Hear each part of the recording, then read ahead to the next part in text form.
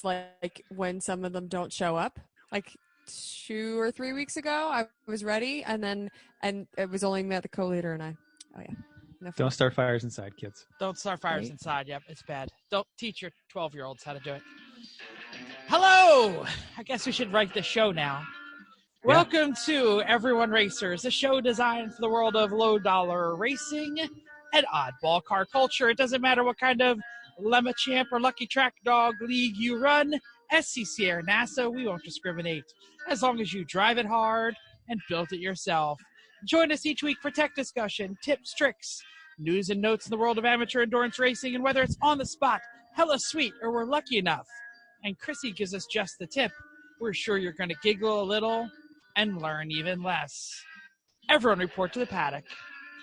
This is Chris. This is Chrissy. I'm Jeff. I was fixing the video 140 shows, man. Right? And I'm mental. This is only like the don't even- fifth one on Zoom. So We don't even change the order. Like I that's know. been for years. mental. Who's going to tell us what show we're at? mental. I was right. I'm sorry. Yeah. Look. Now Aha! I'm tapping on. Aha! Do we I want to know. start over again? Because we can still do that. Because No. right Yeah. now this is We not don't. We going don't well. edit. We don't edit. All right. This And is we are. authentic. Yeah. We're- We are Everyone Racers. Thanks for coming back and listening to another OTD episode of our podcast. It's episode 140. All right. If you're not driving a car, don't forget that E1R bingo card. You can just start checking crap off right now, like we lose. We're all a mess. We're hot mess. All right. General But Wakeman problems. as you guys are checking off that stuff in your bingo card, let's kick into the beginning of our show. What you working on, Chris? I've been getting a lot done lately. So I was working on the trailer project. Everyone, I think, has heard plenty about that. That's basically done now. So all the insulation is in it. 110-volt system is installed. Battery is in it. Power converters in it. 12-volt lights, which look great, by the way, and light the whole thing up. Lights on the back of it for work lighting behind the trailer or for backing into dark spots.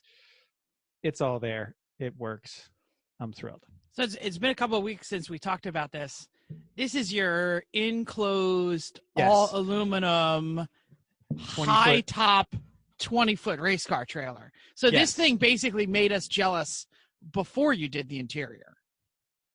Pretty much. Your you interior was nicer. You had nicer walls and like the light You just switch had with more lights. and General stuff. Wakeman problems. Right. Yeah, mine So, was but just I- made out of steel and extra heavy.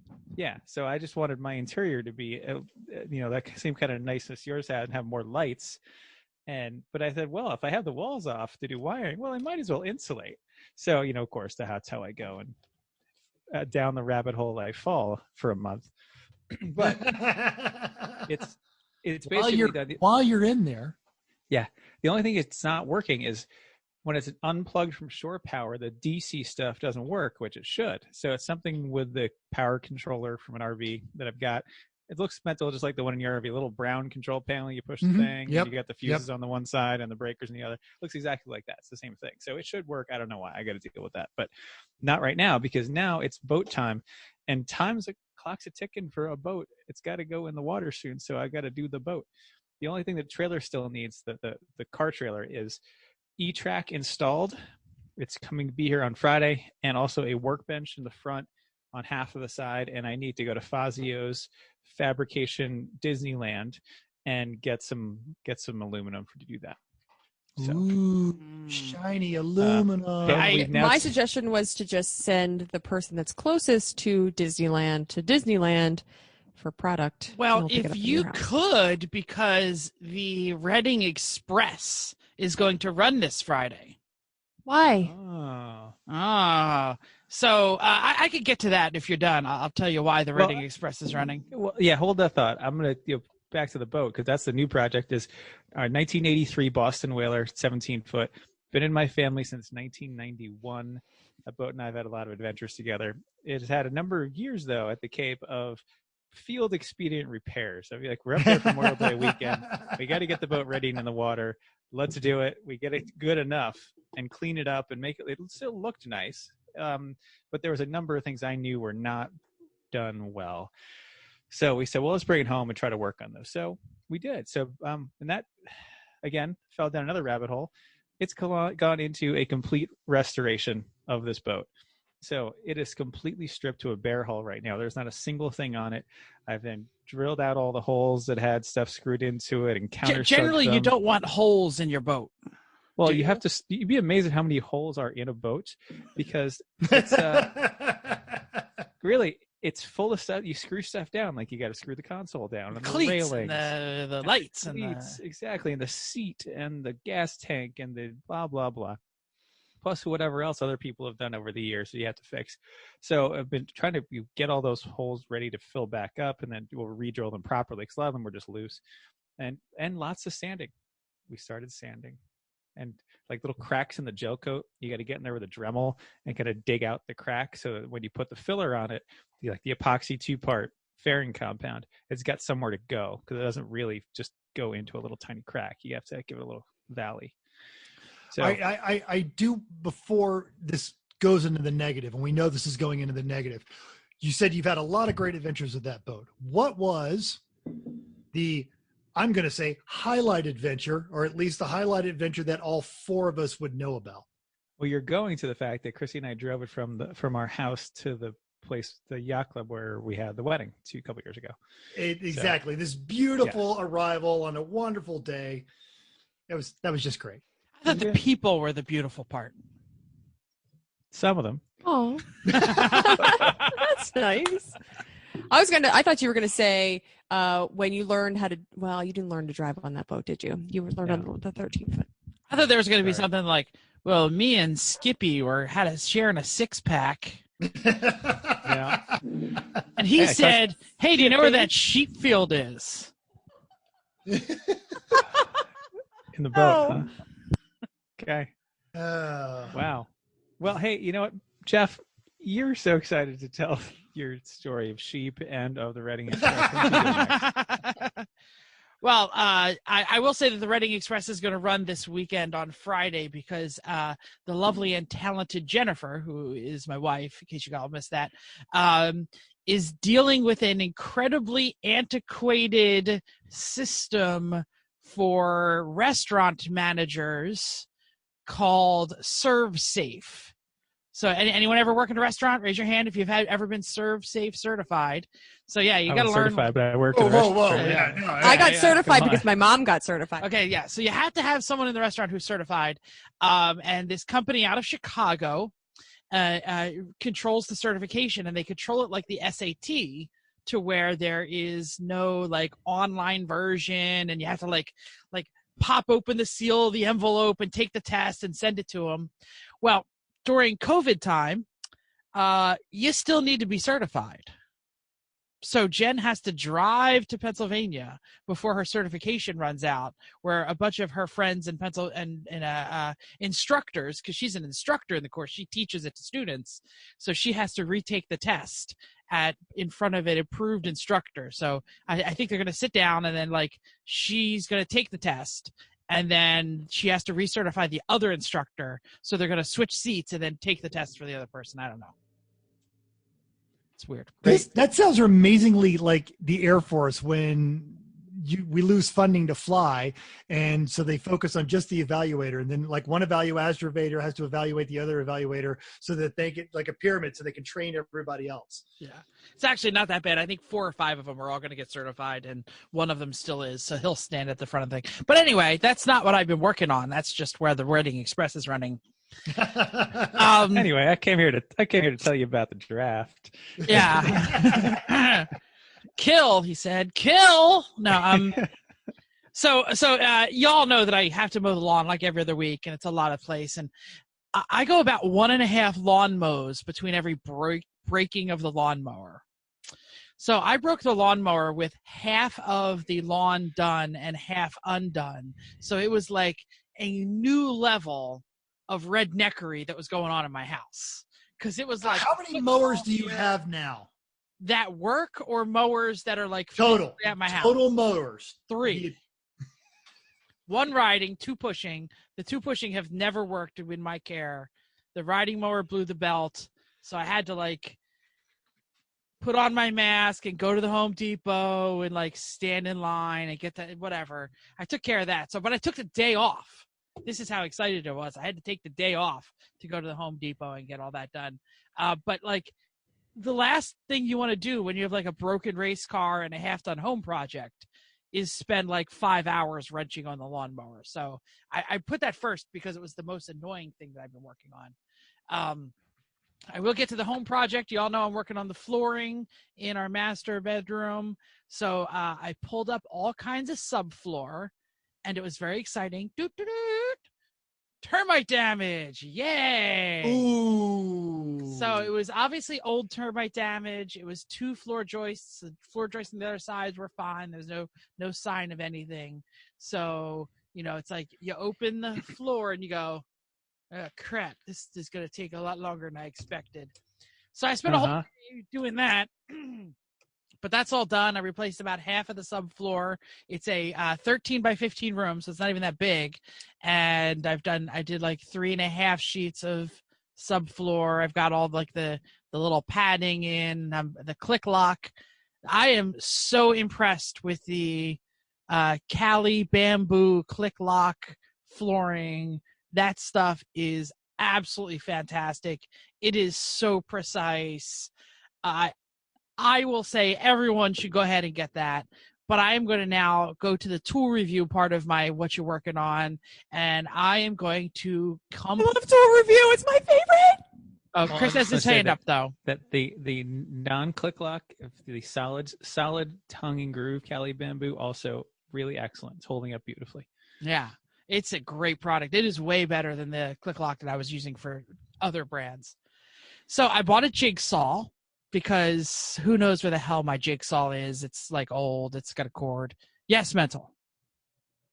Good jigsaw or Harbor Freight? Neither.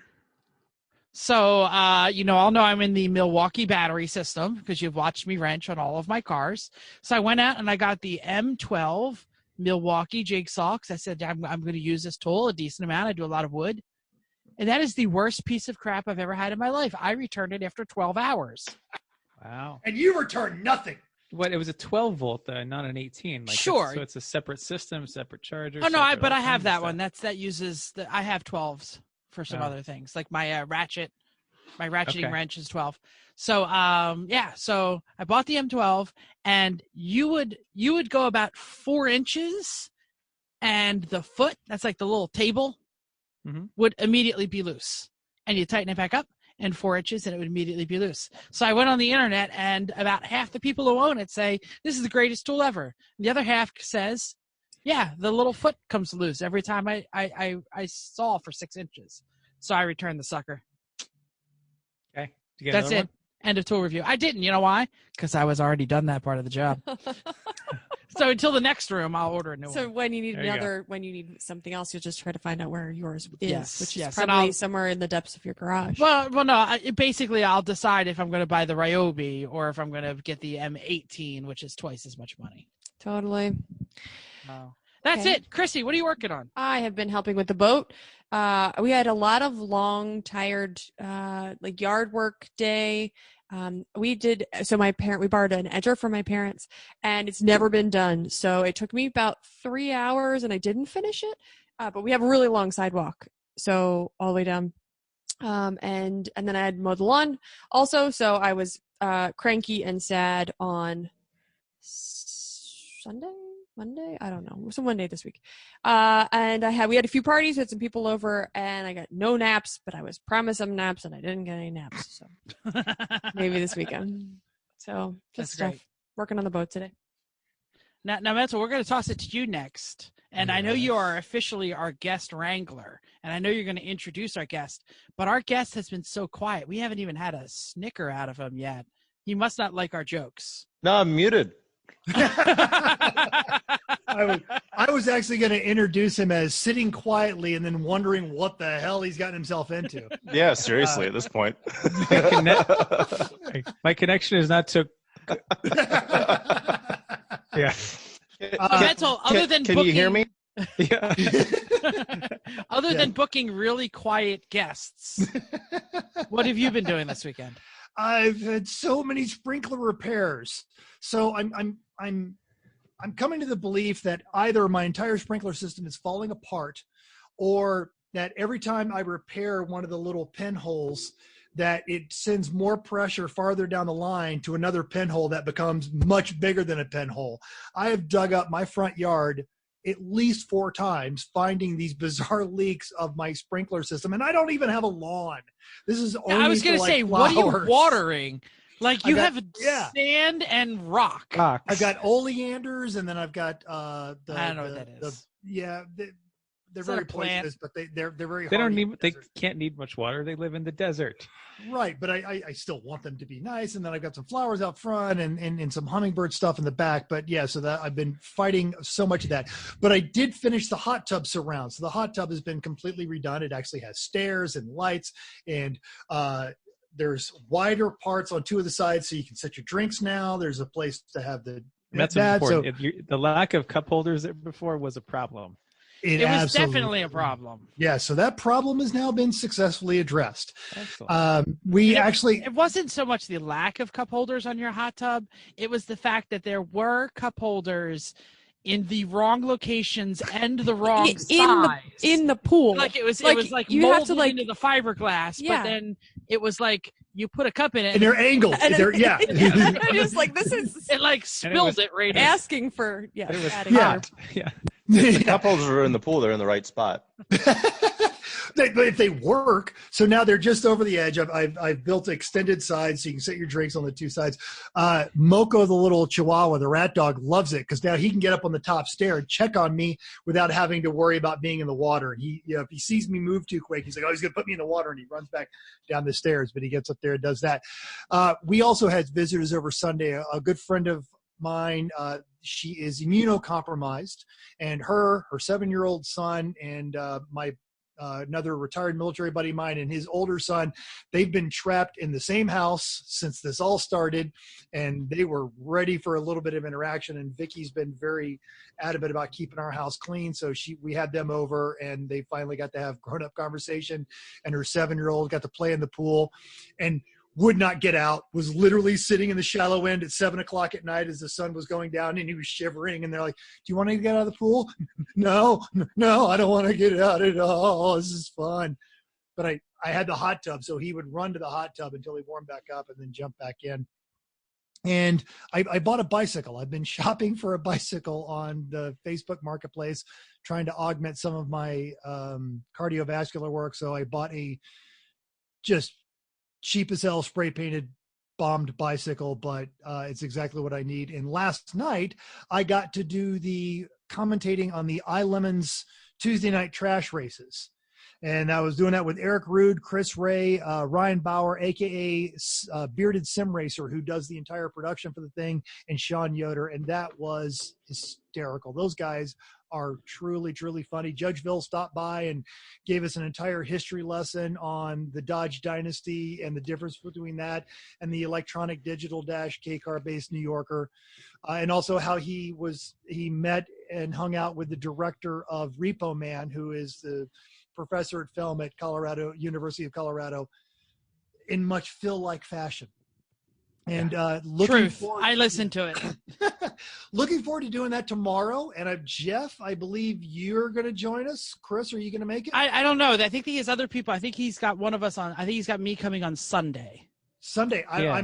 I've been lobbying hard. I want it just to be us on Sunday. I'm hoping that we'll be able to get away with that. We may not, but yeah, that's just good fun watching that stuff. So we had a good time with that one. I absolutely enjoy watching it, and you mentally nice job there. That was good. And, Did a great job. Yeah, no, I haven't had any confirmation for Thursday, so whatever. They can't have too many people. It becomes a big mess. Then it just becomes after the catch with Mike Rowe, with racing going on in the background. Yeah. So as I've mentioned, sitting patiently as our guest this evening, Trevor Andrusko. You had your resume out here, and this is after you corrected what I had written on there. If we talked about everything you've done in motorsports, this would be the rest of the show. But you've been doing everything for a very long time. So, but I don't want to attach you to anything. But Trevor Andrusko, please. You guys keep going. I'm working on my on my bingo card. So, Trevor, what have you been working on? Chris, talking about the boat, does that count about reminiscing No. about a past vehicle? Yes. No, it's a current Oh, vehicle. no. But we talked about the old Did talk boat a about little the bit. boat. We did talk about the the old race boat. So, boat, the yeah, race damn boat it, you that get does. it. Ooh, I'm close. You could be the first guest to ever get bingo during the show. While on the show, yeah. I'm getting there. So I don't know. What do you want? The long story, the short story? Well, just How much tell time us, you got? tell us what you're working on, and then we'll get to your resume after we get through the news and notes. Well, working on, so I'm in Georgia, and Georgia was one of the last states to close and one of the first to reopen. So really only spent 3 or 4 weeks at home. Work came back, and it came back quickly. So over the last few weeks, I've actually been working with one of my sponsors, SimCraft, building pedals for simulators. It's a hot market right now. All of us in the hot states are like dying for equipment. And if you're waiting on a pedal set or a simulator, talk to Matt. No, I'm not. I got mine. So not my department. I've literally been building simulator pedals for about 4 weeks straight. Oh, wow. Okay. And we are just now getting caught up on to the point that when I go in tomorrow, we're going to be at 0. Oh, excellent. Yeah, so it's been an interesting couple of weeks.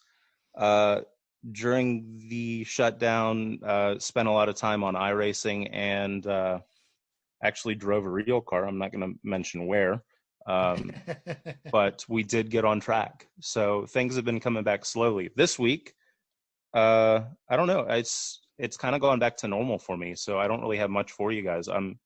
Somebody's trying to go grow grass in their front yard. I'm doing the same. So feel free to reach out with any tips. no, I try and kill all the grass in my front yard.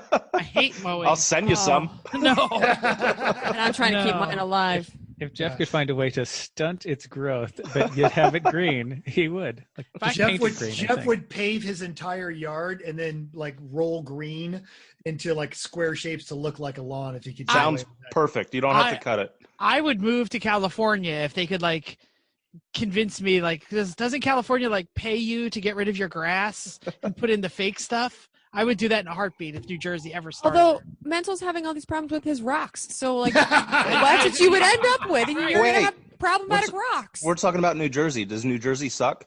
Yes. Bingo! No, I'm kidding. I'm kidding.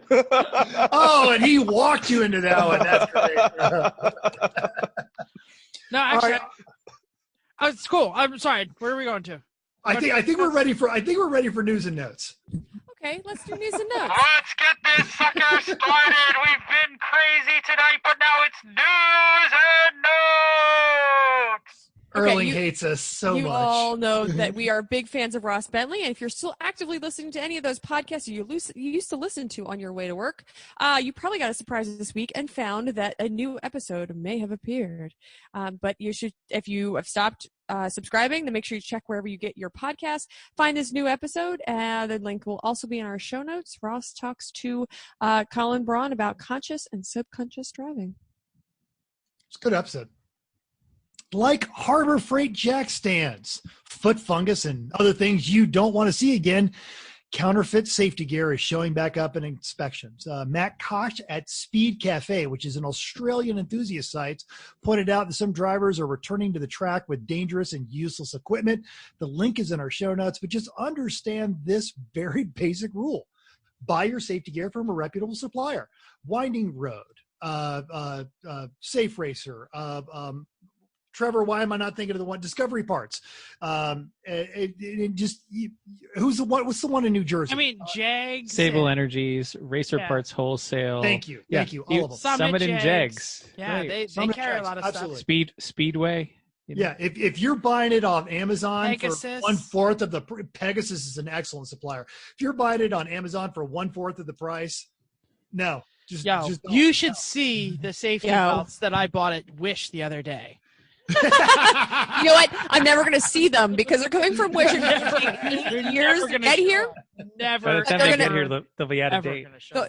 They might be out of date. That's funny. I ordered a bunch of stuff from Wish, including, which is kind of cool because it's for the trailer, and I should mention it, like reflective tape.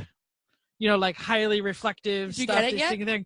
So, but I ordered it so long ago, I totally forgot about it, and so it's like Wish is like buying yourself a Christmas present. You like order it and you forget about it, and you open it like, ooh. I did a lot of that on Amazon at the beginning of this. Right? Yeah. That was a thing. Well. Drunk me is Guys, very don't drink at Amazon. Yeah. No, you know what? I've bought the same thing multiple times on eBay. That's a problem. Yeah. The only problem if you win all of them. Yeah, Did cheap you watches. need it again? No, It's only a watch. problem if it shows up a second time and you get excited again. It's true. Look, iRacing. We already mentioned iRacing. Trevor mentioned it. Mental mentioned it. We all mentioned it. We have another racer who was a professional racer who was suspended for iRacing, and it's like this is the meme. This is your Lemons theme right now. When we return to real life track, just be like all the people who were suspended for iRacing. This time it does not include being a little whiny baby or racial epithets. It's old school. Audi factory driver Daniel Abt. Does anybody know this guy? He's Formula E. He was suspended, which is German for fired, because he paid a professional esports racer, not going to say this right, Lorenz Herzing, to take his place. And so he was racing in a Formula E race, and they noticed that he was doing really good, and somebody checked the IP address, and it turns out it wasn't even in the city that this guy lived. It was in the same exact IP address of a very famous esports professional. Yeah, that's terrible. Can I just say what a stupid way to lose a ride? Yes. Yes. I don't know if this he could have come in dead last and no one would care. Yeah. Now, and Trevor, you're in the iRacing professional world, and it's part of your business and, things like that. But we have struggled, and I have struggled because I am having trouble transferring my skills from real racing to iRacing. It's not equal. People who are great at iRacing would die in a car, and people who could drive a car really well are not great iRacers. So you don't have to think that your wee-wee is small because your skills don't transfer. So you think. I'll go out and say this. I've been for a couple of years on a G27 and TV, not a real setup. It's the cheapest. I don't have a real setup, cheap setup. So I last week raced in the USAC karting season finale in the Apex 6, which is Simcraft's basically premier product. 6-motion, 6-axis, ridiculous price. We're gonna pimp your social media later. But No. I got out of it and I was tired. Yeah, but that setup is legit. That setup you don't is awesome. get that in the basic setups that you have these days. So I get it. It's a pro guy. He obviously didn't take it seriously, but at the same time, buy the proper equipment if you're going to do it. Oh, totally. No. And I don't want to say that they're not complimentary because the skills can be transferred, but there are plenty of people who have $1 million rides who never touch a sim because they can be in a real car at all times. Right. And so those people sometimes have trouble, and no one is going to blame you if you're terrible at iRacing. Chris, go ahead. Or you can be like with that NASCAR guy that Dave always talks about that does it in a folding metal chair with like a PlayStation wheel on a 19-inch monitor and beats everybody. I think it's about the mentality as well. There was an opinion piece today by he's a known automotive writer, and he used to be a midget car racer, and he's like, this is stupid. People need to stop losing their jobs over iRacing. And my thing is, if you're going to operate at that top level, skill is absolutely part of it, but it's only part of it. You're in show business, and you better show up. you better show. Yeah, up. no, totally. The guy that's racing in the metal chair with a 10-inch monitor, he's having fun with it. His sponsors love it. That's what it all comes about. You got to think like Bill Elliott in the late 80s when you get out of that car and the first 17 words out of your mouth are all your sponsors and you're thanking them. And if you can't play the game at that level, then there are any number of extremely talented drivers who are willing to step in and take your place. He could have come in dead last in this iRace, said all kinds of wonderful things about Audi and how much fun he's having, and it would have all played out just fine. But he doesn't want to do what he's contractually obligated to do, which is make your sponsor look good. I'm guessing he was probably one of those people as well that didn't actually practice. He just thought he was going to be quick without.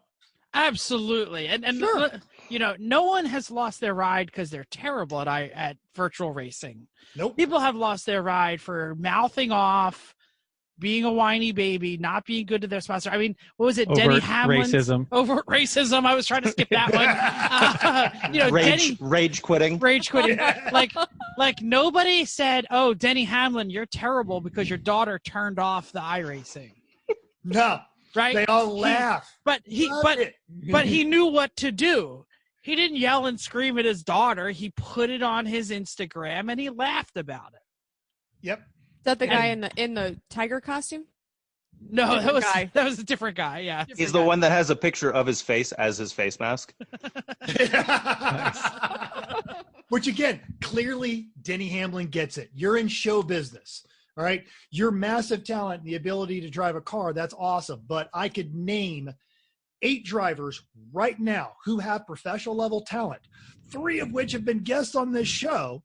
And just the sponsorship just doesn't play out in their way. And they would happily take these rides. And by the way, any major sponsors, if you're listening, you don't even have to put them in a real car. Put them in an iRacing car right now, and they'll still get out and say everything having to do with your company and what a wonderful job you're doing. I think that's changing the landscape of it a little bit too, to be honest, is I think more people are thinking like that now. I hope. Yeah. I hope. You Well, don't anyway, make money in racing by winning. You make money in racing by having sponsors. Sponsors By make money by showing looking up. Yeah, exactly. yeah. If you're in a major series, just by making your car on the grid, just by getting on the grid, you've done most of your job. Sure. Now, Jeff's not going to read this part because it's embarrassing. But I on wanna read it. on a completely unrelated note, Jeff is now interviewing talented iRacers with a high rating. They're willing to work for Wawa Soup to Go. Santiago and I are already working. You know, Soggy won a race or was winning a No, race. Soggy did not win a race. We're going to talk about that in a minute. Let's talk about real races for a minute. Holy crap. Somebody talk about a real race. So are we racing coming up soon? Yes, we are. Maybe. Maybe. Some people are racing and maybe we Somebody will race too. is. So it's a good start. All right. So Lucky Dog is throwing off the Corona Blues and racing at Pacific Raceways. There's 80 cars. They're sold out. They had their drivers meetings. They had 2 of them already online in advance. Brilliant. Everyone's at home. Get it written down because I can't imagine doing it at the track because the track Wi-Fi struggles. Like trying to check your email with everybody there, No. let alone everyone on a Zoom meeting with video trying to do that. So I think that's a great way to do it ahead of time, and you can keep track. You get people there. I think it makes great sense. So hey, good for them. And then that Hopefully it one goes guy well, who Kathy. always has the obvious question that everyone else in the crowd just goes, "Oh!" You can like mute. You can mute him when he's. Yeah. Well, that way everyone knows that guy's name too. Unless it's So- I love puppies or whatever we put at the bottom of all Well, of then our you names. can start calling them I love puppies, yeah, which forgot you that. know, which yeah, it's a shame we got to do that. Also, it looks like AER is going to drive over the drug bridge at Nelson's Ledges and June 6th and 7th. So all their juggalos will be there. Apparently 24 cars, guaranteed, not a single Jugga Lambo or Jugga Lexus in them, but they'll be at Nelson Nothing Ledges but either way. BMWs. Yeah, I wonder what their max is.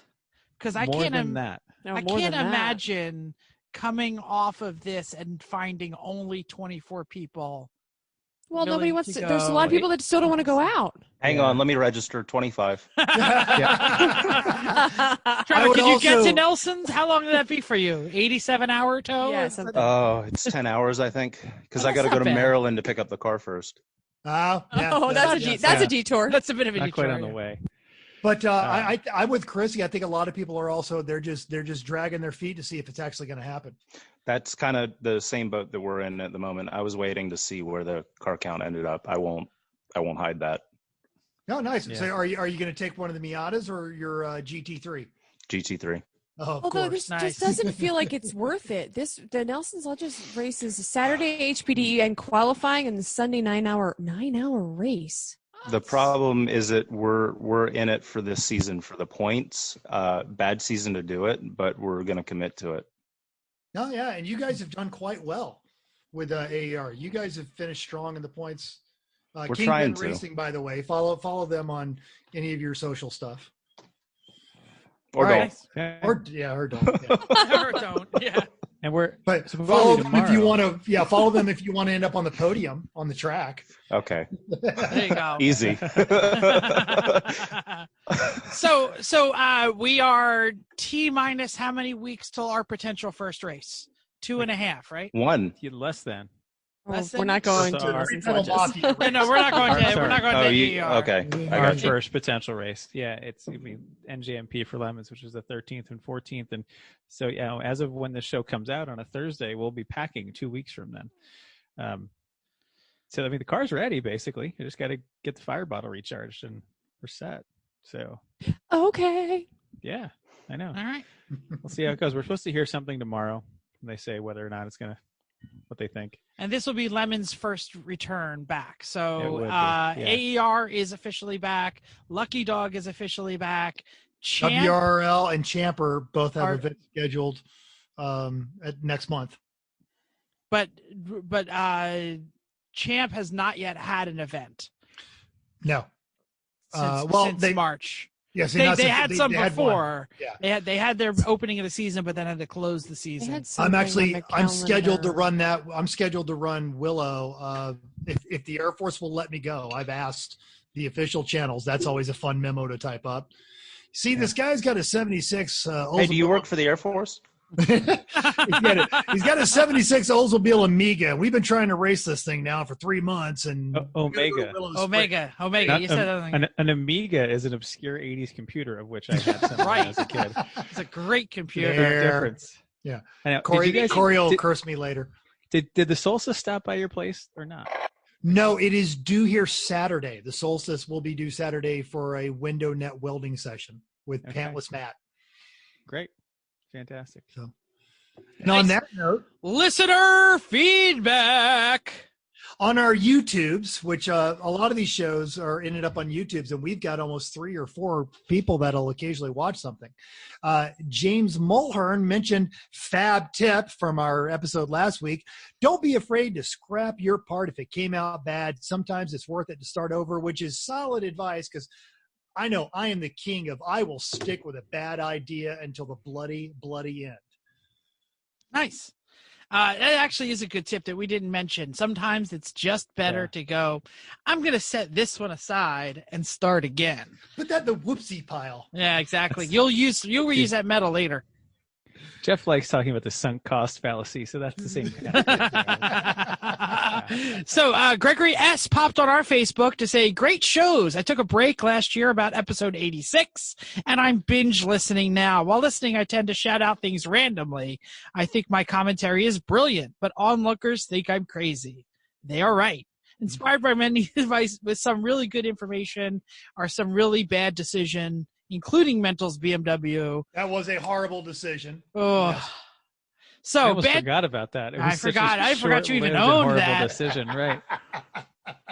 Bad choices make really good listening. Keep up the show. Good work, and I'll see you at the races. So those of you that are shouting at your computer while you're listening to us on the thing, we will do another live show sooner or later where we're going to have listener feedback live as soon as we figure out which one to do. And Greg, hope your alpha's actually coming together now. That'd be good. everyone has missed having you guys around. Just mostly to listen to the car as it goes by. We talked about that. Fantastic. Yes. Before we were recording the Lemon Show last night, we were talking about alphas and just how you get out of their way because they sound so good. Yeah. So also on Fab, Michael K. has some great advice. So based on your Fab podcast, which I'm listening to now, an auto center punch is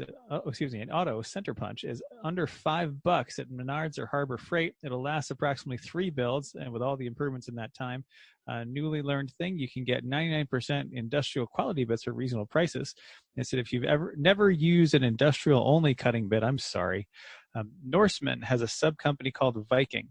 No individual bits, but indexes are sold. U.S. made, 3/16 bit in mild steel with 300 RPM drilled at a single spiral of metal over a foot long as it passed through 1/4-inch steel. Amazing difference. So we got a link to that in our show notes because Jeff loves tool reviews. Little Bear says, buy Viking bits. Yeah, I actually looked at the set that he put on there, and I think I inherited a Viking bit set from my grandfather. So, and it's his like go-to bit, and he was a diesel mechanic for over 50 years. So, and he could sharpen bits like nobody's business. Yeah, it's better than I just keep buying a $13 Harbor Freight set. And I'm just saying, break or dull enough, I get another one. Sunk cost fallacy. Yeah, coming totally. up. So Michael also says, finally, grinder, drill press, washers, and 3/8 steel can make Corvette C5 brakes fit a 95 Pontiac Transport. Now, there is good listener advice for the general consumer, things they need to know. He said they outbrake 90% of the field. He said, we had to use friggin' OSB to mock it up for the first time, but damned if it didn't work. And now we have almost 16 races on it. And again, outbreaks just about everybody in a friggin' GM minivan from the dark days. So. Well done. That's great. I was doing my COVID walk around the neighborhood today, and I saw an Oldsmobile Silhouette premiere. Oh, and I was like, minivans. Man, that just needs a couple more years. That thing would be awesome. A couple more years in Jersey, it's not going to last long. No, I it like was to in sit really up good high, shape. see where I'm going. Absolutely. Okay, and Jen, Amazing it's lasted that long. that's what I'm thinking, right? Especially in Jersey, it must be a southern car. Jeff mentioned his new 944 Crush. Don't get Not me started. new. Don't get me started. Well, it's new to Reinvigorated. resurrected, right? Which prompted young Chris Egan. Hold on, let me pause here for a bingo. Man. Everybody's Sorry getting about- bingo tonight.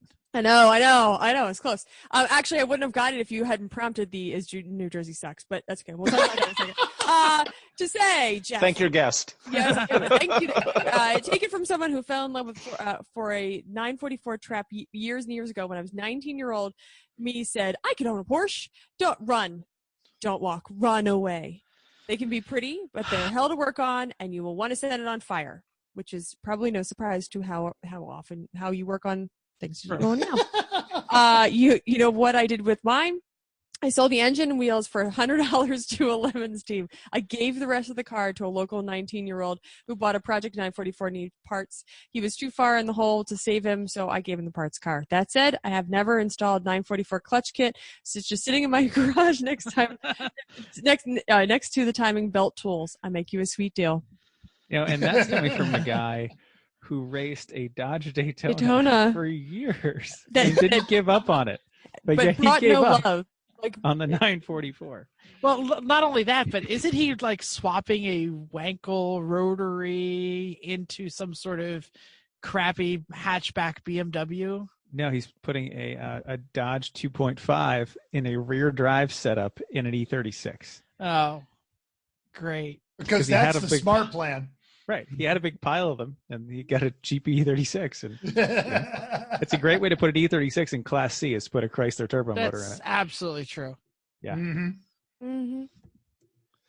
Chrissy, Racer Rona reaction. So this is a little bit of a rerun because I didn't read all of Mental's initial stuff, but hopefully you watched last night's hilarious Lemons race. iRace. Rallycross with some little cars that shouldn't have been rallycrossing. Spec Racer Ford. Yes. And some Jettas. And we mentioned that Mental was one of the commentators. You did a great job. If you haven't watched one of these, you have to. The production by Bearded Sim Racer is awesome. He does such a great job of keeping track of everything that's on the track.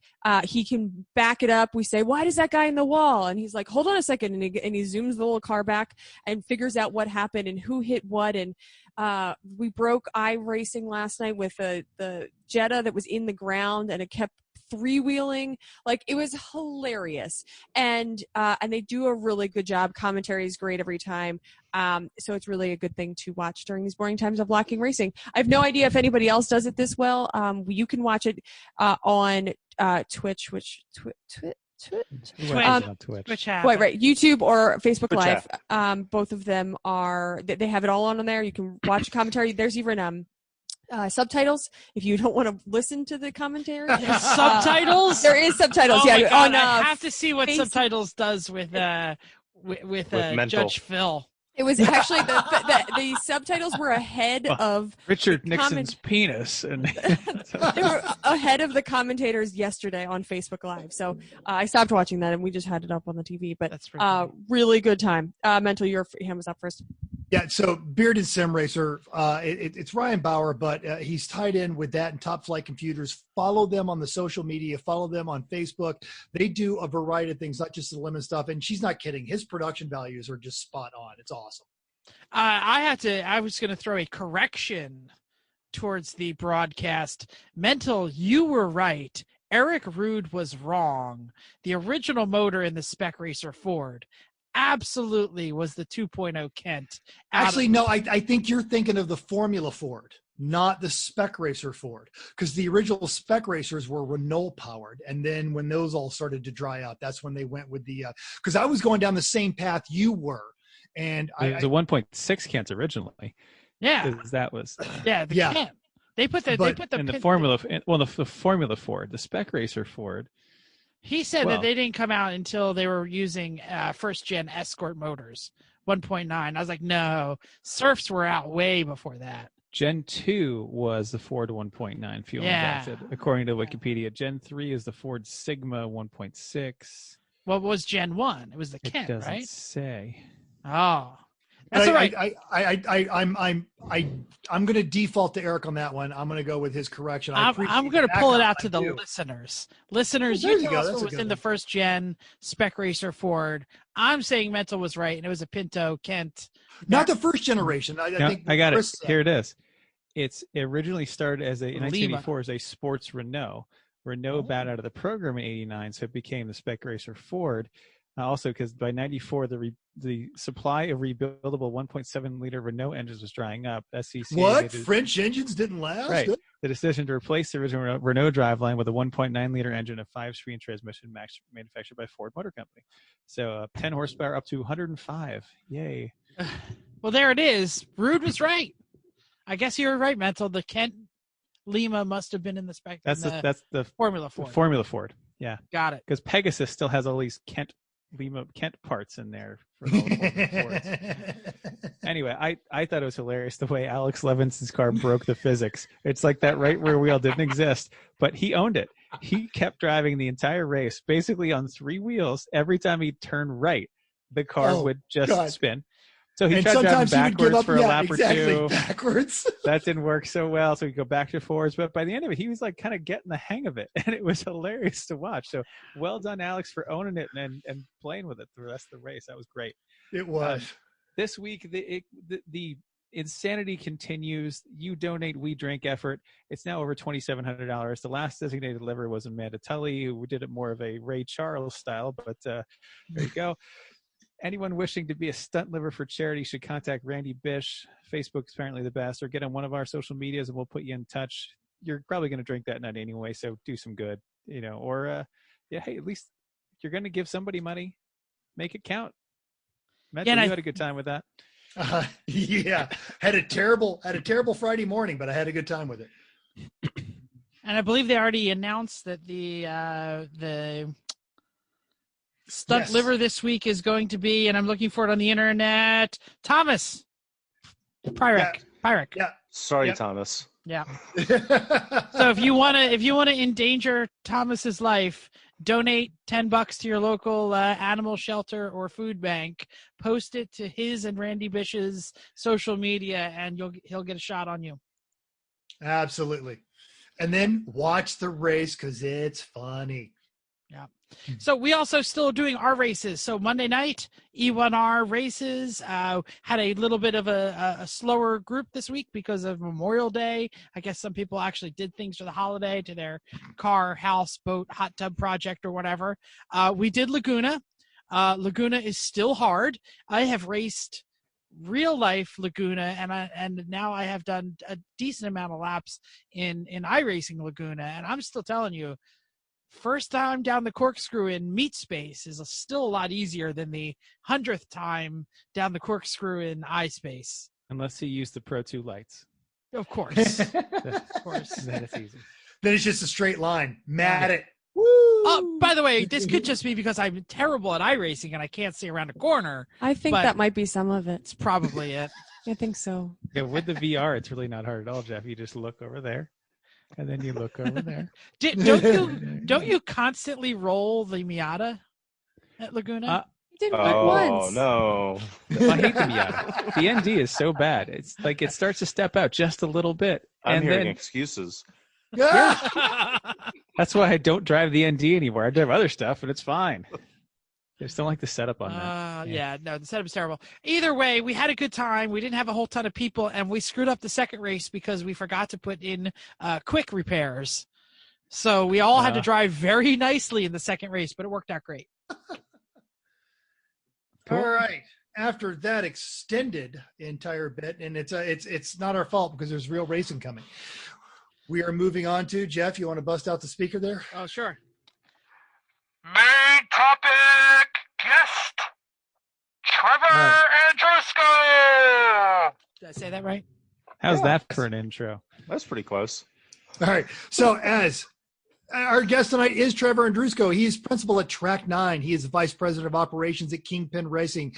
Trevor and I met, years ago at Atlanta Motorsports Park. We've loaded up into his 4Runner, driven down to Florida. We've had a lot of really bad decisions that ended up with the bunch of us in the same car in the same race. He is a fantastic human being and a great driver.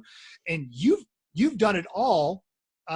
Just right before all the Coronication stuff kicked off, you were out here in Vegas doing off-road racing for the Mint 400, which was awesome. You got me and Vicky behind the scenes. We got to go see the whole cool stuff down on Fremont Street. That was great. But Trevor, give us as much as you can, abbreviated but interesting version of your resume, because it goes on for years.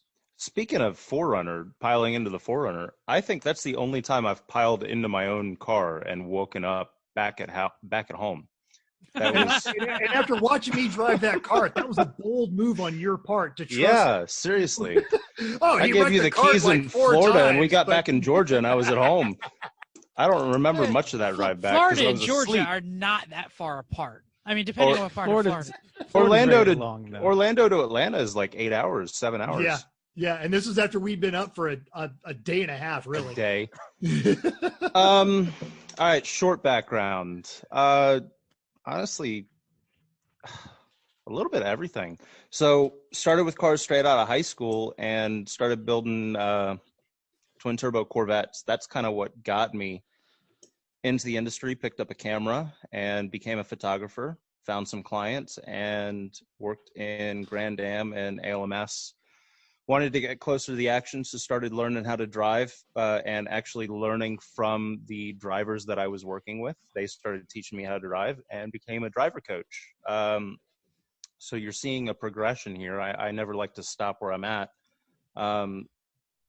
Since the change over to driver, things have slowed down quite a bit, but more work, more volume. So now I'm a consultant, pretty much full-time. Tyler Hoffman, who I believe you guys had on the show a couple weeks ago, is my business partner, and he and I run a race team together because that was a smart idea. And it's kind of gone from there. So right now, I think we've got 4 or 5 rental cars that are available to people that want to go racing, that will kind of bring them through the ropes and get them ready. And it is interesting because you guys have a tiered program because you can start in a Miata. And Yeah, you want to go dirt track racing? I do actually. I kind of, yeah, I do. Yeah, we're actually we So- buried the lead. We're just going to talk about the Mint 400 and all the entire time. Believe it or not, there is a waiting list for the dirt track Honda Civic front wheel drive at Dixie Speedway in Atlanta. Yeah, we're not talking the Mint 400, which he did, Jeff. We're talking there's a dirt track near his house that is legend. I've got like 40 names on this list, and if we ever go racing again in Georgia, I'm happy to bring anybody that wants to go racing. The Mint 400 But was school bus figure 8 racing or trailer. No. so Dixie Speedway hosts waterless boat races. So feel free to bring that boat of yours and tow it behind. Oh no, that sounds amazing. It is fantastic. So yeah, I've done a little bit of everything. Now driving. I am an FIA bronze, so if anybody out there is looking for a driver, let me know. Incidentally, he will not hire someone else to do his ISM racing. Yeah, He will seriously. not use offensive terms. He will never rage quit, and he will absolutely kiss babies and thank any sponsor you need him to. I might rage quit once or twice. As long as you don't do it like on Twitch or something. Live TV on Fox Sports. Yeah, let's not do that. Yep. In the largest telecast esport event of all time. What an idiot! So now, Trevor, and this is what's I find you have a unique perspective because you've sat behind a desk at a racetrack. Quite a bit. You've been in the car, you've been outside the car, you've overseen facilities, you've had to manage the track, you've had to do the calendar for all the races, you've had to be the race steward, and so we were talking, it would be a great idea. So our main topic is how not to annoy the track people, or more importantly, how to endear yourself to people that are working the races that we all love to go at. How do you get them on your side? How do you? Sorry, I think I'm having connectivity issues.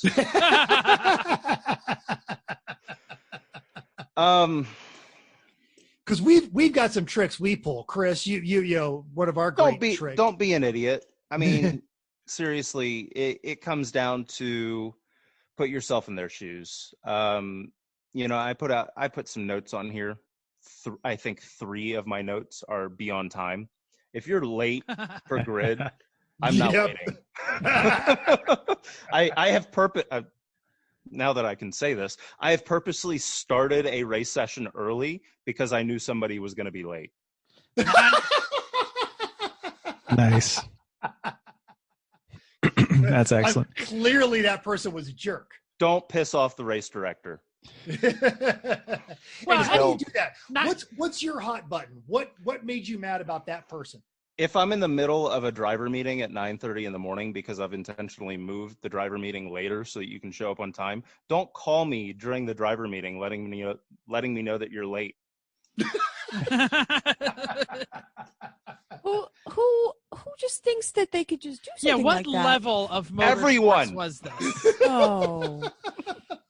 This was I'll be honest, this is club level at a local track. Yeah, but you know what? This is making me worse. This is making me more angry because at the club level, you're not getting paid. This is not your profession.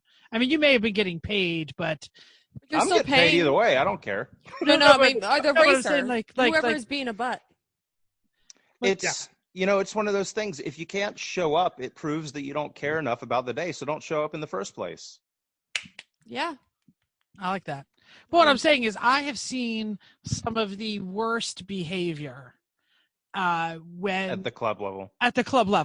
at an SCCA or a NASA event, where And I have to clear the air. I have been a race director at multiple tracks, so this is no one track. Yeah. So just in case anybody is listening. But like if I am paying $1 million to rent your track, I expect a level of professional service. If I paid $40 and I know that the people up there are working for a sandwich, why am I getting angry? One of the things that I've learned through the years of doing all of the jobs that I've done, because I think you guys have read, I've been a crew chief on teams. I've done literally every job in motorsports at this point. The races that are free are the races that I have the most complaints at from the driver's side. And it's almost one of those things that if you put a price on it, people take it a little bit more seriously. Yeah, that's a good way to put it. Like they're actually going to show up on time if it cost them $1,000. Yeah, and that's ultimately what it comes down to. The biggest issues we've ever had at race days are the ones that are literally for charity. That's terrible. Yeah, it is. I'm embarrassed by my sport. Let's talk about some, obviously we're going to hide names and things and not say those specific items, but have you ever seen anything that troubled you so much that you worried about the safety of the competitors? Like, I mean, obviously there's annoying, and then there's, holy cow, what you just did endangered yourself and others. If you're gonna be responsible for the fire bottle, make sure you pull the pin. I mean, yeah. It's a great safety tip. Yeah. I mean, sometimes you forget. But, Yeah. Or sometimes you lose the pin because you pulled it out and you don't remember if you pulled it out on the months hot pit ago. or three events ago, you lost the pin. And then That's you have the to- problem. Yeah. Tie Pin it on to a your string. finger. Yeah. Yeah, Pin on a string. That's a good idea. Yeah. There No, you but go. I've definitely seen like some of the stupidest things that are endangering people that I'm just like, speeding in the pits and speeding in the paddock and is something that if you're in a race car and your adrenaline is up and you get yelled at and you put your tail between your legs and you try and fix yourself is one thing. But when you're like a bat out of hell in your street car, for no reason whatsoever, other than you don't understand that there are other people in the paddock. So it's funny because I've kind of narrowed this down to a litmus test that I do in public, is the shopping cart test. If you don't put your shopping cart back, it kind of determines what kind of person that you are. That is on a dating site. It's an accurate philosophy. It is an absolute accurate and true philosophy. But instead of a shopping cart, let's talk about a trailer that's not attached to a truck that I don't have a key for. Yes, absolutely. That's in the middle of the paddock, and I've got a school the next day that I got to set up for. And you're currently working at Atlanta Motorsports, right? No, that was former. Okay. Still doing some things with them contract wise, but most of the stuff that I do is third party through my own company, Track 9. That's Tyler Hoffman is my business partner there as well. But basically we come in, and if stuff needs to be fixed, we fix it. But you can fill the paddock. What are your home tracks? What's that? Your home tracks. I mean, you're based out of Atlanta, but where are the tracks you spending most of your time at these days? Spending most of my time at Atlanta Sports Park and Road Atlanta. Road Atlanta, the inner paddock at Road Atlanta. There's one way in, there's one way out, and if you get a crowded track day and they're not following the traffic rules, holy crap, it becomes. Don't go down the uphill, please. Oh, I'm with you, man. I know it's shorter. I know it's quicker. I know you're in a hurry. Go the long way like everybody else, or otherwise we're going to have to put tape on the floor like we're having to do in the grocery stores. Oh, this is fantastic.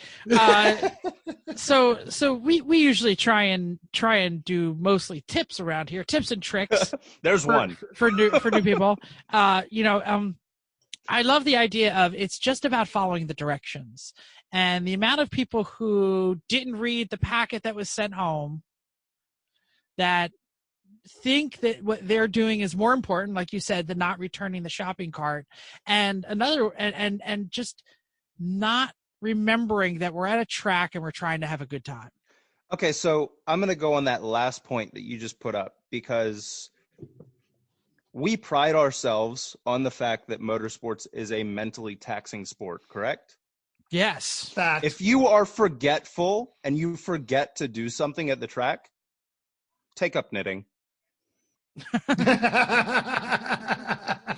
You know, that's It's hard to literally- do too. That's You got to count. fair. You got to keep counting. 29. I was just learning how to crochet. It's one of those things. If you don't remember what you're doing at the track, why are you there? Or hire somebody. I know, scary words, hiring somebody for motorsports, but sometimes things cost money.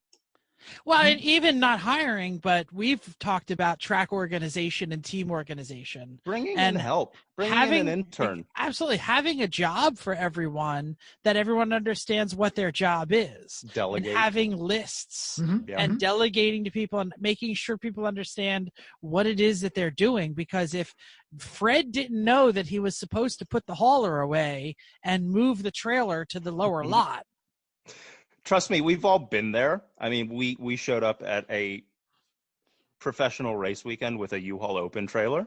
So there's a rule in a rule book now that exists because of us. But It's always good. It means you're doing something right. it means you're We've doing done that something. at You're least doing something once. right. Yeah, we've got a rule named after us. Yeah. But Maybe two. But that's the thing. If you're bringing friends to the track, give them something to do. They'll help you out. yeah, that's a great Absolutely. idea. And I did slip out while you guys are going through this thing here. I love the over communicate, but you came down to the used and if I'm stealing your thunder, I apologize. Used plywood under jack stands. I did the 25 hours of Thunderhill, and I'm not going to lie. I've been screwing around with this nonsense for a while, and at Thunderhill, because it was a NASA sanctioned race, that was a 10-minute penalty if they caught your car on jack stands without plywood underneath it. Because in maybe if you're racing up in the Northeast, you don't realize this, but when pavement, especially asphalt, spends a lot of time in the sun, a jack stand will sink right into it and cut through it. It's very damaging. I have a those couple marks of- in my driveway. There's a couple of paddocks that I know that I've actually had to repave because of too many holes in the asphalt. Mhm. We didn't go completely through the list, but jumping on the plywood under jack stands, if you ever go race and they paddock you in the grass, you'll learn that very quickly. You need to use plywood. I have. Unless it hasn't rained in New Jersey for about It's fine. 3 weeks, and then you're okay. Yeah. I have aluminum squares in my trailer. It's just you don't learn that until a certain year in motorsports, I don't think. Mm-hmm. Mm-hmm. Yeah. So this is great. What about because I know that you've done more than just track management and team management. Is there any way that you can spot a butthead before the weekend even starts? Is there an yes. email that just immediately says, You this could guy's a hear problem? the bullet loading into this Or loading the- question. I got- actually heard the rack on that. I got two. The first one is if you reply to my personal cell phone instead of emailing. Yeah, I'm not. We'll deal with it on the day. The second one is if you show up at the track and I can visually see that you're in something that shouldn't be towing a trailer without a load-bearing hitch. Oh, interesting. Yeah, you probably haven't done that before. Judgment by trailer safety. That's an interesting thought. You should meet these guys that load a car. Not saying I haven't done it. We have some quote friends that load a car onto the open trailer and then Oh, yeah, I know.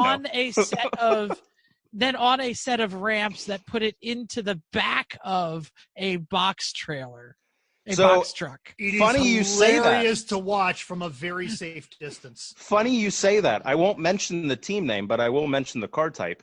2012 Grand Am, a team showed up with a C-Class Mercedes four-door in a rider truck. And they pulled it out by using a tow truck flatbed up to the rider truck and then ramped it off the tow truck. At a pro weekend. Yeah, safer than what we watch. When you have to move the ramps. This is a pro from weekend, though. This is That's where true. people paid money to go do this. Lots of money, lots and of what zeros. do people say when they're like, everyone else is standing around watching that, and they're all just like, Oh, we were taking photos. what?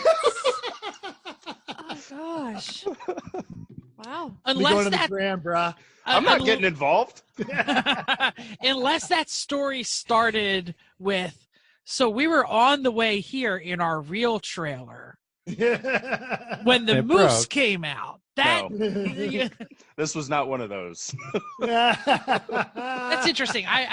This was love, a car with no stickers. Yeah, Oh. it happens. I love the idea of like, no, I don't want to say being judged because that sounds like we're judgmental, although we are judgmental. We're Yeah, elitist. all of We're us. elitist Yeah, jerks. Absolutely. You know, it's like a salesman. Everybody you know? in motorsports. Yeah, I spent. We a all hate each summer- other, but we all love each other at the end of the day. I spent a summer in retail sales, and you know, like people would be like, "Oh, you look at their shoes, and if their shoes are crappy, you know they ain't got money." And they'd be like, "Oh, well, if if they look like this kind of person, insert your least favorite race, or they have this many vowels in their name, and this kind of Asian versus that kind of Asian. You try not to sell them a TV, Jeff, because they're going to be horrible." Man, I sold so many TVs that way. So I try not to be judgmental. But sometimes you can see a jerk off from 80 feet. There was, going on that same topic, I got one more for you. There was a car with known issues that showed up at a very cold, rainy race day. And this is a car that probably needed a test day beforehand that they showed up and they wanted to race. Kitty litter is not expensive, or not inexpensive. It is expensive. And at the end of the day, if I have to send you a $1,200 bill for kitty litter for 2 miles worth of pavement, I will. That's a lot of kitty litter. That's kitty the litter. whole track. Yeah. Well, and oiling down the track is not On only, a rainy day.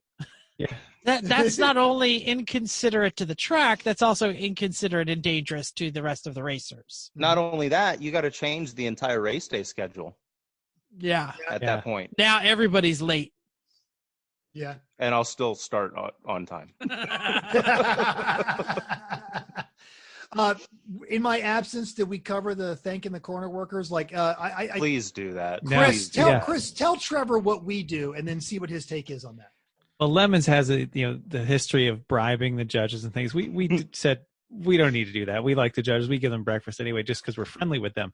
So we said that who needs a bribe? It's the corner workers. They need the bribe. They're the ones sitting out there in the little shed with the cold or the hot sun, whatever it is. Shed, if they're lucky, shed. They're lucky it has a roof, or a right? little seat. Yeah, so they're just sitting on a wall. Anyway, An iron chair. Right.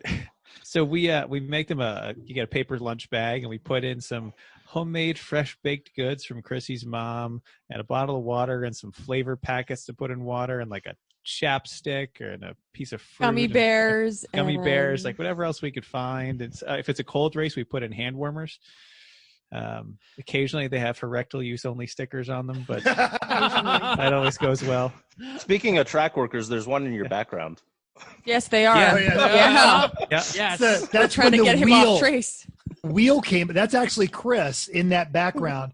The wheel came off at a high speed at the straightaway, the main straightaway at Well, NCM. Yeah, it's the chicane after- at the end of the straight, at the pit straight on NCM. Fortunately, as I was turning left, the left rear wheel popped off. So I love the paper bag idea. I would recommend putting your car number on the outside of it. Oh, we Oh, it absolutely is. do. Oh, yeah. We write on it and say, "Thanks for working from Three Pedal Mafia, cars 41, 42, 43, and 71." All of them. Uh-huh. All of them. All of our cars, anyway. At CMP, I have delivered this grocery bag, or we have a wagon with all the little bags in there, and the corner was like, "Oh yay, we were hoping you'd be here this year. Don't worry, you'll never see a black flag."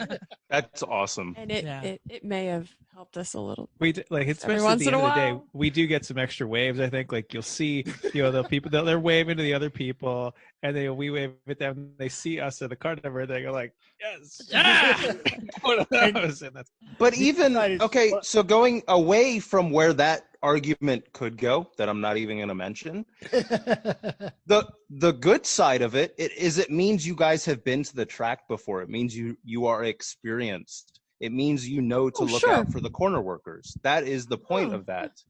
No, totally. absolutely. And the we reason appreciate them. Yeah. And we still get black flags. Don't get me wrong. Yeah, Still- I mean, it's When we do fine, something without a really doubt. stupid, That's my absolutely. job. Yeah. yeah. No, but So if you're going to do the paper bags, make sure there's one going to the race director as well. there you go. Absolutely. Oh, there We usually are. usually do send them up to timing and scoring and the safety trucks. We give cookies to the safe every time. Oh, this is my story. Sorry. Somebody skipped over Chrissy. Go, Chrissy. Right? Wait. Right? Check it. Hope you have it. So, so my mom makes how many containers of baked goods? Probably Hundreds. 6 or 7 containers of baked goods, all different kinds. We eat half of them, and then I usually make plates for all the race directors and everybody who's sitting around trying to run the race. I give that to them. But the one time pit race, we had one of our cars broke down a whole lot. It would do a lap and a half, I think, and then it would die. So Well, we were sorting a problem on testing. sure, but we kept going. We kept doing it, and it happened, 4, 5, 6, or 7 times that day? Yeah. It happened a 4 lot. 4 times. I think. Hey, Helpful tip, everyone. If your muffler has a giant hole in it that points right at your fuel pressure pump, Probably not legal either. Yeah. that's probably the issue. There's that, but yes, it kept boiling the fuel or whatever was boiling, and it kept dying. So anyway, so every time they came by, not every time, but at least after they started coming by, About the third fourth time, yeah. I made them a bag of cookies, and I just put it together. I always have baggies and just tried to give it to them because we appreciate them for our stupidity. We appreciate what they do, and they had to regardless. But I was trying to make their nice day a little bit nicer. And the next day, when some idiot drove a welded rear axle through a flowing water and put that car 16 feet into the mud, they knew us as the cookie car. So they were actually happy. Good. They were happy to Fine. come get me at that Ooh. point. Okay, so Cookies. here's an interesting point to jump in from the track management side too, is if you guys know that the car has issues and you believe that you have fixed them, most of the time, it goes to one of my points that I had on the document, over communicate, tell the track. You would be surprised, I think, at the amount of track workers that will be willing to let you out on track during the lunch hour, as long as it's not quiet time. If you need like a 5-minute what's it called? shakedown. Yeah, seriously. This was in the middle of the race, though, so I don't. Well, that's like, different. Yeah. I mean, this was not. We don't have lunch breaks. No, that was, I understand that. Yeah, not testing. On day. a test day or a track day or an HPD or not an HPD, whatever. No, that's valid. That's There was actually, yeah. it again, going back to I CMP, think you guys would be surprised at the amount Yeah. of people that are willing to help you. at CMP, another one of our teammates, their big thing is they have big green Not eggs. you And they're guys, but you huge. They're huge barbecue. One of the guys was a competitive barbecuer for a while, Kurt, who has the best butt in the entire world. Kurt makes it a point every time they go down there to feed the track workers first. They do this great big huge barbecue, and all the track workers come, and that's great because the Every drivers guy get- and girl with white pants Mm. gets to eat Yes. first. gets to eat first, and then they intermingle with the drivers, and you kind of develop that communication. But one of the teams that helps provide some of the side dishes on that, they had an electric car.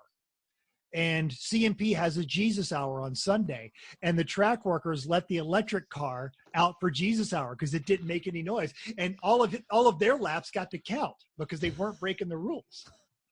Oh, Yeah, well, now let's be that's serious. a good loophole. The it was a Jet Electrica, which is a Horrible. Chrysler. It's an 81 like Chrysler Chrysler 024 Omni. that had, yeah. Yeah, I don't know what. Yeah, but it wasn't Omni. It was like It was, the it was Conquest. the sporty Omni. Yeah, That's a really good loophole, and it's going to bring me to another topic on this. Read the damn rule book. Yeah. We use Chris for that. That's Chris's job. Is Yeah. Chris reads the rule book and tells us what we can and can't do. He's the smart one. So Read the rule book. what I think I'm hearing here is a general topic, and maybe I'm right, maybe I'm wrong, but it's treat the people who run the event and who run the track As as humans? actual humans and not like your children that you have to hide information from, that you have to, they're not your enemies, they're not your children, They're You'd not be your surprised too workers. if you come to us with information that you think is new to us. Yeah, we know. Yeah, we're aware. Yeah, we figured that out. We saw you using a forklift to unload your car. It's cool. Thanks for talking. Hi, to us. we're new here. Really, Skip. And don't try to hide phones in the passenger seat. I know you've got passengers, but mount a camera. Mount a proper camera. Don't try to sit there with a phone like this, taking video from the the passenger seat. We see it. Who wants to watch that anyway? It's Instagram. terrible. Every time I've been left seating and driving, taking somebody on hot laps, they pull out the camera and I look at them and go, "If I do my job, you're not going to be holding on to that phone by the end of this lap." Right? Or it's going to hit You're me in not the head. racing. Yeah. Or get under your pedals and piss you off. Yeah. So let's talk about some future stuff, because this is great, like historical understanding of how tracks work and how events work. But man, the future does not look bright. It does not look like it might be as fun as it was in the past. We're all looking at physical distancing rules, social distancing, whatever you want to say. The COVID world is upon us. You've already started opening down there. What do you think the future of the paddock and the future of the events look like? We already talked about online drivers meetings before the event even started. Are these good things? Are these bad things? Are these things that we're going to figure out? Or are we like heading to a cyclone of misinformation? Okay, so full speculation mode. Of course, we are not lawyers. We are not in charge of, we are not owners of anything. We are not medical. We are guessing. We definitely didn't stay at a hotel last night. That's right. Let's get that out of the way. Georgia's open. So there was an event at Road Atlanta. There's been a couple events at Atlanta Motorsports Park. I know Florida is completely like whatever at this point. That usually describes Florida. Florida, man. Gentleman Dave left Florida. That should tell us everything we need to know about Florida. What was interesting is we recently may or may not have done a day at VIR. And Virginia is not open, generally. Correct. But North Carolina is. So the event was pretty standard. Everybody kept their distance, but everybody had a garage, so they had a space. Georgia's a little different, where it doesn't really matter where you park as long as you're wearing a mask. Doesn't matter what it is, if it's a scarf or an actual medical mask. But from the Virginia trip, I went north to deliver the car back to where it goes, and then came back south. And as soon as I traveled north of Virginia, nobody on the road, no traffic, everything closed, completely shut down. You guys know that, at least. That's where we live. Jersey. As soon as I got back, at least maybe 100 miles, 200 miles from Charlotte, Richmond area, traffic, everything's open. Today I sat in traffic on the way to work because we're open. Because you live in Atlanta. Right. Yeah. Wait, Yeah. Easy. No You traffic. guys have no! bad traffic in Vegas as well, so don't even. No, sorry. No. And I'm from Atlanta. It doesn't compare. Atlanta owns traffic like no one else. Atlanta is number 3 on the list. Thank you. Compared to. Hey, have you finished third in anything? I like that you're still playing. That's awesome. He's trying to get a coverall. So we talked about a potential event that might have low car counts, and we could probably expect that in the future. Low car counts is probably the key to social distancing. You can't get 150 teams at a track with 5 and 8 people at a major event, but you might be able to get 50 teams. I'll tell you where it's going to go. This is not being speculative. This is where I think 100% opinion, but our local dirt track is allowing races to continue. No spectators for now, but you can only have 4 crew members and 1 driver. Limited crew. NASCAR is doing limited crew. And I think that's where we're headed. I'm not going to point fingers at any one series, but I think for a while there's been probably an influx in crew members. So this could be an opportunity for them to fix some of that. I don't know. Yeah, I mean, we're Lemons racers. We've done AER, we've done NASA, we've done SCCA, and a Lemons paddock is huge. It's stuffed with people, and there are no limits. Any fool that shows up with, gate money can get in, and that might be one of the keys to social distancing. Well, if you want to go dirt track racing, you get paid when you leave, so that's nice. We're racing in a week in Ohio with AER, and we are literally running a skeleton crew. It's me and the other 2 drivers and our crew. That's it. Yeah, it's not a bad plan. What about you guys staying at the track, or are you staying off track? Because Mid Ohio is kind of in the middle of nowhere. Not Mid Ohio, Nelson Ledges. We are planning on currently. Which I haven't absolutely booked is it yet. Nowhere. Yeah, I'm gonna correct you on this show just to annoy one person. Wait. Mental, shut up. Bingo. But we pronounce Nelson Ledges as Nelson's Ledges. Nelson's Ledges. We do that for one person, and he's twitching right now. Yeah. I mean, no, I stay planning on Airbnb or hotel. If we do a hotel, it's obviously 8 or 12 people in an RV is the norm at a lot of different racetracks. Might not be the best way to go in COVID groups time. of 10, right? Yeah, that's true. There's only 9 of them. That's great. What about right seat instruction? How do you feel about that in the future? So that's an interesting topic, because since February, things have changed quite a bit, as we've seen.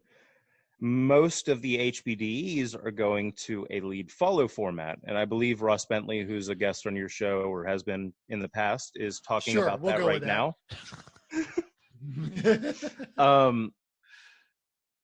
He recently did a webinar on lead follow, because nobody outside of the schools have really done it. Yeah. And it's interesting because there is a right way to do lead follow and there is a wrong way to do lead follow. And I think, being speculative, in the near future, we're going to see a lot of wrong ways to do lead follow. Probably even wrong is less dangerous than wrong right seat, because we've been talking about some of the dangers in right seat. I would agree with that. Yeah. So at least lead follow gets another car around you. So when you screw up, or when you, advance the person who's not advanced, or don't give the right instructions. One of the manufacturers that I work with, we pretty much only do right seating for what we do at the facility. And we are now moving to solely lead follow. Interesting. It's a bit more difficult from a logistics standpoint, you'd think. It's a lot more. It's a lot more difficult because you have to use double the resources. Double the cars. Yeah, I mean, you have to basically have a dedicated instructor car for the day. Yeah, and if it's a facility, I think that it is. You're chewing up a lot of real estate too. That is a real estate wise. That's a smaller demonstration area. And now you're doubling the cars. And you've got to get cars that are. I don't know what you're fast enough talking to about. Keep up with each other. Yeah, I know, totally. I mean, your great instructors who all drive Miatas, it's going to change. Are going to have trouble instructing those mid-level guys who have GT3s. So, and that's the thing that we've seen. I have seen in the past. Yeah. It's what I've seen in the past is a lot of these guys can get into a car and right seat effectively because they can see what is happening. Now we're going to a full observation mode from outside the car with a radio. Yep, I did that at Grid Life. Yeah. Or not a radio at some of these other events that I'm doing. So now it's become one of these things you have to be completely. The way I'm describing it at the moment is coaching should be at that point second nature. You have to be so much more aware. You have to know what is happening. You have to know how to fix it before it happens. Intriguing. Yeah. And the coaching and the instructing portion of it, you shouldn't have to think about what you're going to say next. You shouldn't have to revert back to the script. It should be up here because you've done it for years. And that's kind of the territory that we're headed towards now, where I think the guys that had a lot of work before all of this are going to be overbooked. Yeah, it makes sense. You're coaches that can live in that mindset and that can coach from any medium. Yeah. You talked about being able to spot the D-bags as a race director. And I think you're going to start seeing a lot of culling of the herd of anyone who's done 3 track days is suddenly a driving coach. And those people are going to have to get out and make room for people that are capable of doing it from a radio, from a camera, from an observation point in the track worker station. Well, and I know we're changing topics here for a second, but I do want to mention it. We've seen a massive influx on iRacing, and it's gone up from, I think, 4,000 people is the most I've ever seen before COVID. Mm-hmm. And now we're at 16 to 20,000 people online at one time. Yeah, every idiot with an internet connection is getting an iRacing rig. Well, I'm right here, Jeff. I'm right here. I'm pointing at, look, when I point one finger at you, there's 3 coming back at me, baby. We know about you, Mental. You're in the We're actually looking right now at starting a series, because there is some interest in doing so, with a mix of pro and amateur racers, but they must prove that they have real world wheel-to-wheel experience with either a license or in-car video, and we'll put them in the same room. But you must prove that. Interesting. Yeah. Because it means that you've at least taken it seriously. Yeah. I like this. I think these are great discussions that nobody knows how it's going to play out. Nobody knows. It is highly probable that 2 years from now we're like going, hey, remember COVID? I remember we didn't race for 6 months. Remember they said it was going to change things. Wearing a mask, laughing at the track. Yeah, I mean, or 2 years from now we might be rubbing our arm going, maybe we get to go outside and play now that I have my shot. I don't know. Ethel's hoping. Not that kind. Sign me up. Oh, Let's make short. Trevor, this has been awesome. Is there anything you want to push? Pimp your social media, your business, anything you want to do? Sounds like you're busy as all get out at the moment. No, one-armed man in a wallpaper contest. Clicked that one on bingo, so I have it. So you are the first guest to ever get bingo during the show. It's very exciting. I almost got a coverall. Well, we're not done yet. So personal social media. My Instagram is Andrusko, Tandrusko. We are not really focused on social media at the moment because we're focused on clients.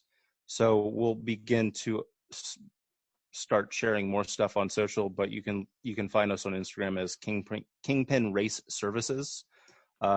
I drive for a team called SJS Motorsports. We're on there as SJS Motorsports.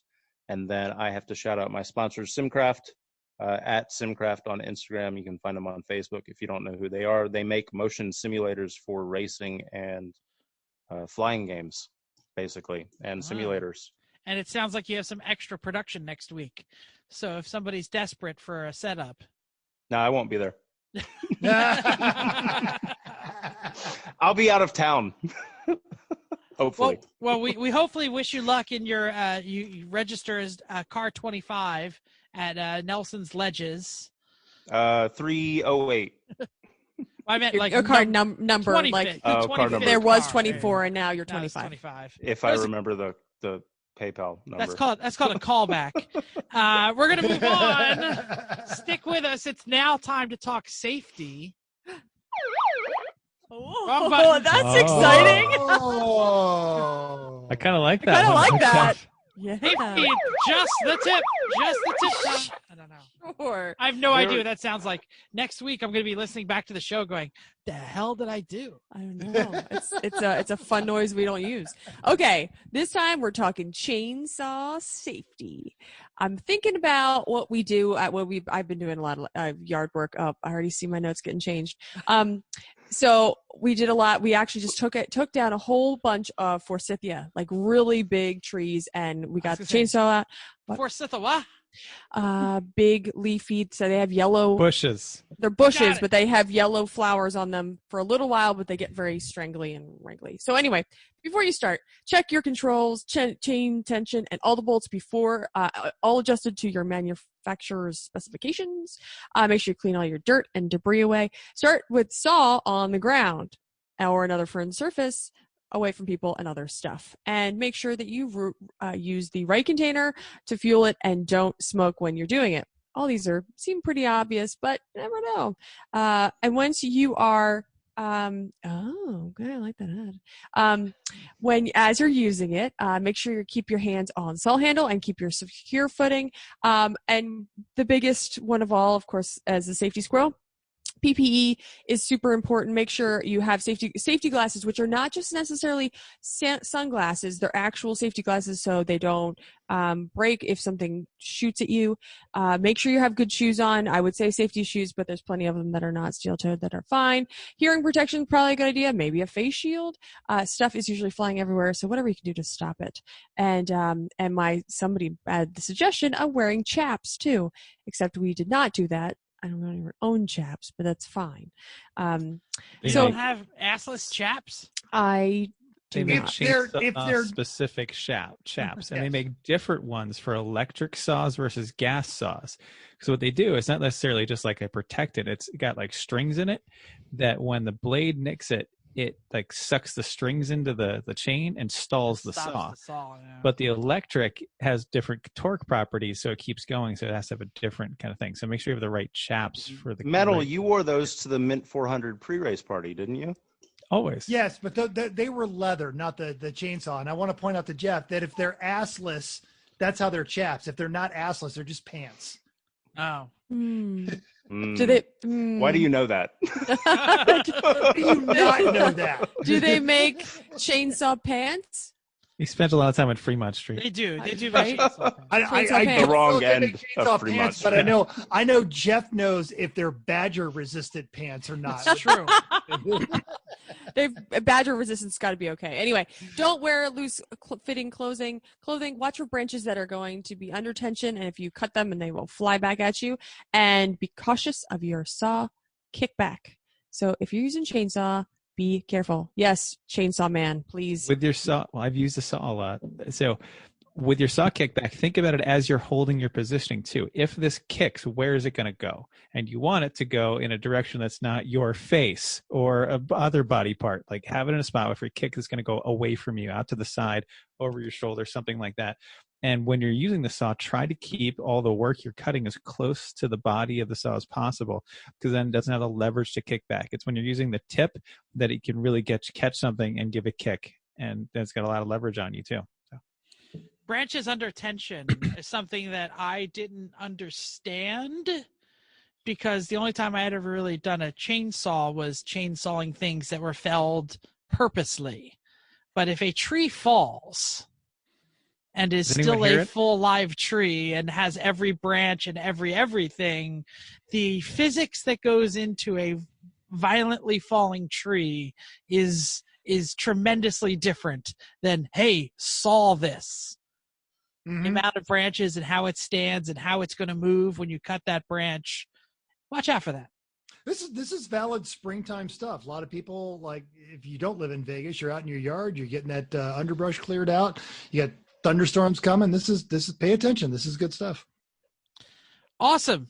Trevor. I said Tyler. Sorry about that. Trevor. Easy. I mean, rude.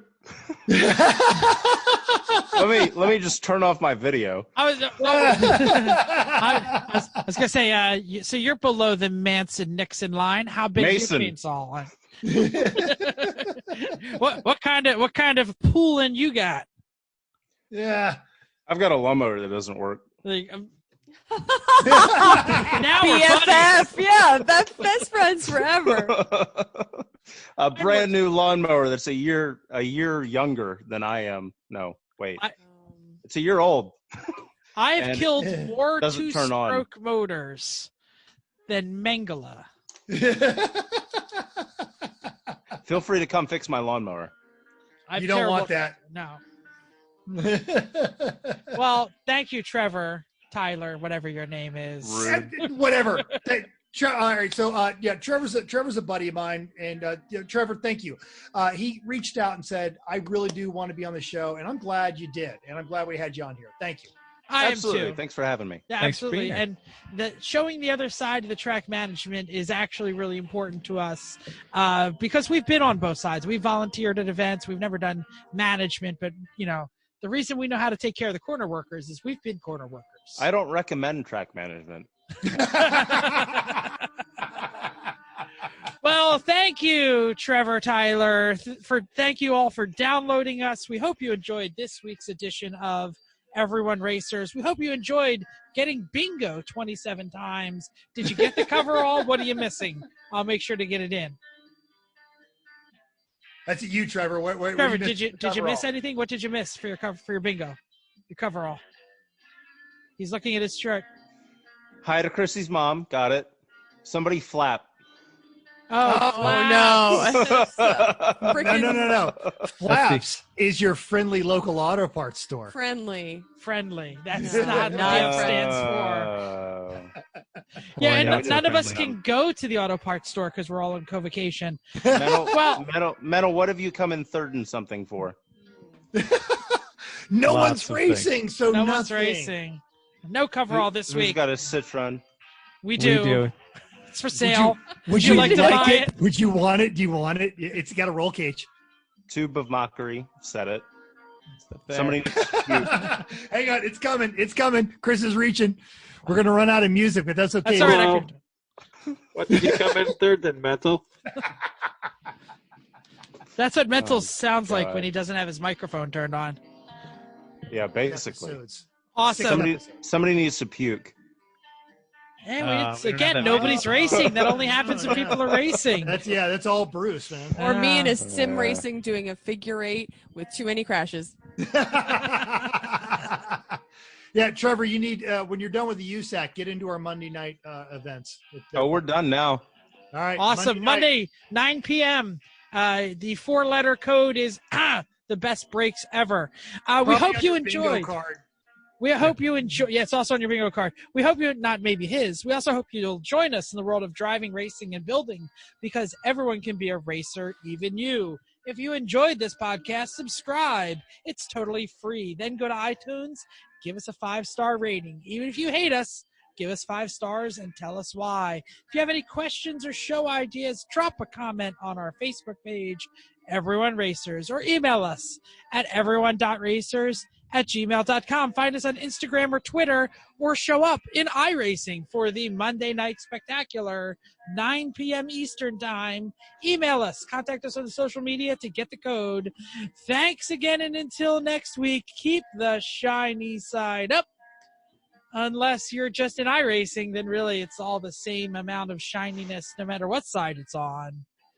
Just keep them wheels down.